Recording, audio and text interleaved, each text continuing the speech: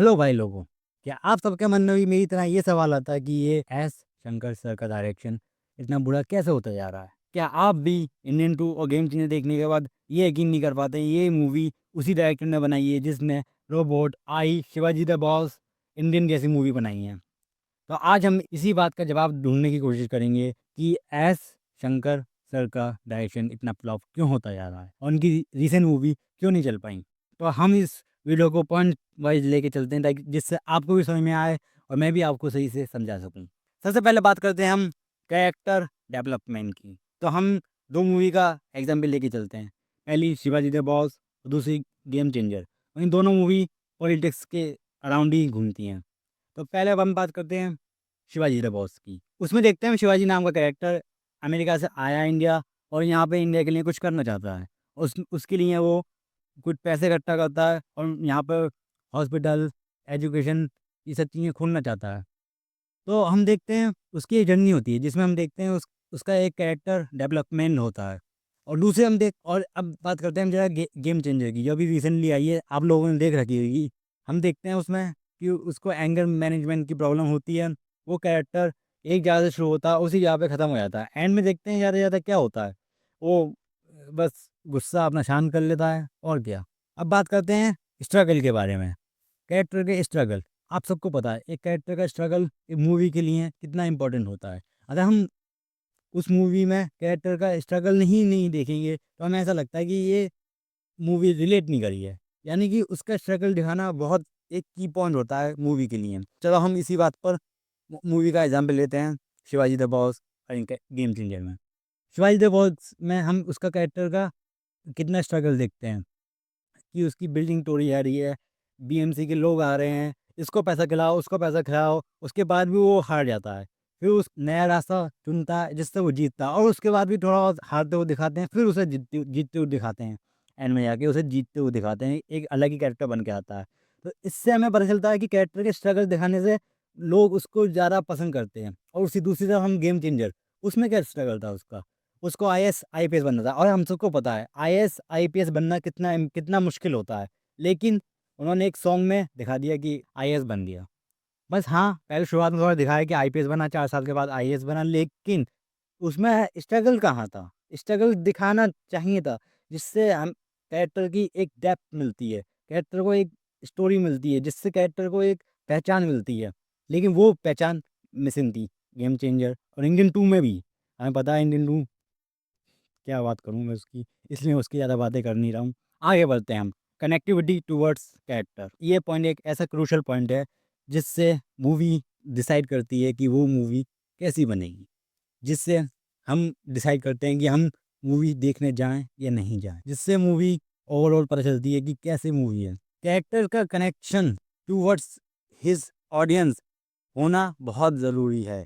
जैसे कि हम बात करते हैं आई मूवी की, उसमें एक जिम वाला इंसान होता है, लेकिन हमें पता है और लोग जिम नहीं करते हैं, लेकिन फिर भी उसकी कनेक्शन फ़ील कर पाते हैं हम, उसका उसका स्ट्रगल फ़ील कर पाते हैं हम कि वो कैसे अपना पैशन फ़ॉलो कर रहा है और कैसे वो अपना रिवेंज ले ले रहा है। पर दूसरी तरफ इधर आते हैं हम इंडियन 2 और गेम चेंजर के बारे में। वहाँ पे कनेक्टिविटी का नाम निशान ही नहीं था। वो आया, आईएएस बना, हमें पता है ऐसा नहीं होता है। लेकिन ऐसा रियल वर्ल्ड में कभी होता नहीं है। लेकिन पता है थोड़ा मूवी में दिखाते हैं ओवर करके, लेकिन इतना भी ओवर नहीं करना चाहिए कि कनेक्शन ही फ़ील ना हो कैरेक्टर से, वो स्टोरी का कनेक्शन फ़ील ना हो। चलो अब थोड़ी बात करते हैं कॉमेडी की। एक होती है कॉमेडी फालतू कॉमेडी, एक होती है नेचुरल कॉमेडी। तो आजकल मूवियों में अब हम सबको पता ही है फालतू कॉमेडी हो रही है। और भी बॉलीवुड की बात लूँ मैं, चलो हम उसकी बात अभी नहीं करते हैं। अभी हम सिर्फ जिसकी बात कर रहे हैं उनकी बात करते हैं। पहले बात करते हैं हम फालतू कॉमेडी की। बेमतलब की कैरेक्टर डालना, उससे कॉमेडी नहीं होती है, हम सबको पता है ये। मूवी में कॉमेडी थोड़ी ऑर्गेनिक होनी चाहिए, जिससे वो क्लासिक बनती है। भूल भुलैया इसका बेस्ट एग्जाम्पल है। वो मूवी एक अलग ही एग्जाम्पल सेट करती है कॉमेडी को लेके, कॉमेडी और स्टोरी का बैलेंस के लिए। तो हम अभी बात करते हैं फालतू कॉमेडी की। वो कैरेक्टर की कॉमेडी उसके ट्रेट से निकलती है, यानी कि उल्टा चलता है, उससे कॉमेडी कराई गई है। दूसरी विलन से कॉमेडी कराई गई है। सबसे बड़ा ड्रॉबैक इस मूवी का यही है कि विलन से कॉमेडी कराई है, उसका एक इम्पैक्ट फील ही नहीं हो रहा फिर। कि वो ये करना चाहता, वो करना चाहता, उससे वो कॉमेडी कराई गई है, तो फिर उससे कॉमेडी ही वाला ही फ़ील आ रहा है कि ये तो कुछ कर ही नहीं पाएगा। हमें पता होता है, इतनी कॉमेडी हो चुकी है उस कैरेक्टर के साथ और उस डायलॉग में भी कॉमेडी दिखाई गई है। लेकिन इतना कॉमिक आर्क नहीं देना चाहिए था, जिससे विलन की सीरियसनेस पता ही नहीं चले। और दूसरी आती है नेचुरल कॉमेडी।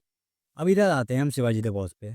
उसमें उसमें कॉमिक कैरेक्टर शिवाजी के मामा जी होते हैं, जो एक नेचुरल कॉमेडी थोड़ी बहुत करने की कोशिश करते हैं, लेकिन इतनी भी नहीं कर पाते हैं। हमें पता है वो थोड़ी ओवर हो जाती है, लेकिन उस टाइम पे वो हमें मज़ा आता है और वही चीज़ फ़ील होती है कि मज़ा आनी चाहिए। कॉमेडी इसका सबसे मेन मोटिव होता है मज़ा आना चाहिए।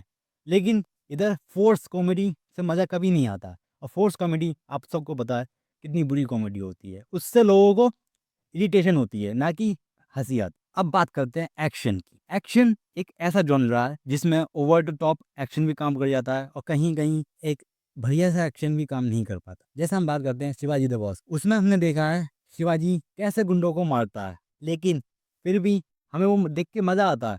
वो हमें देख के अच्छा लगता है, फ़ील लगता है कि हाँ, ऐसा हो सकता है। उस टाइम पे वो चल रहा था और ऊपर से शिवाजी द बॉस, रजनीकांत के ऊपर वो स्टाइल जमता है। इतना भी ओवर द टॉप एक्शन नहीं होना चाहिए कि जिससे एक कहानी की सीरियसनेस ही खत्म हो जाए।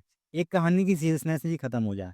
एंड में अगर वही करना है तो फिर इतना स्ट्रगल करा ही क्यों? वही मार-पीट के वही सेटल कर देते। लेकिन वो दिखाकर फिर एंड में मार-पीट ही करनी है, तो फिर इस कहानी का मतलब है ही क्या? ये मैं गेम चेंजर की बात कर रहा हूँ, आप सबको पता है क्या हुआ। अब बात करते हैं विलेन की। विलेन सबसे मेन कहानी का, जिससे मूवी के अंदर डेप्थ पता चलती है, मूवी की सीरियसनेस पता चलती है। शिवाजी द बॉस में विलेन कौन था? हम सबको पता है। इतना ओवर द टॉप नहीं करा, लेकिन उस वो विलेन जब भी आता था, तो उससे थोड़ा सीरियसनेस ल उससे थोड़ा डर लगता था कि हाँ, अब ये कुछ करेगा, अब ये कुछ करेगा।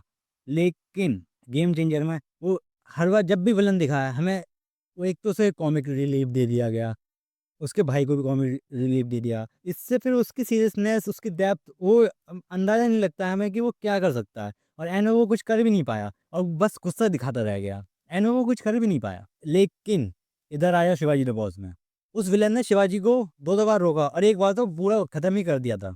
हमें सबको पता है वो मूवमेंट कितना वो था। हम सब देख रहे थे कि शिवाजी अब ज़िंदा होगा, अब ज़िंदा होगा।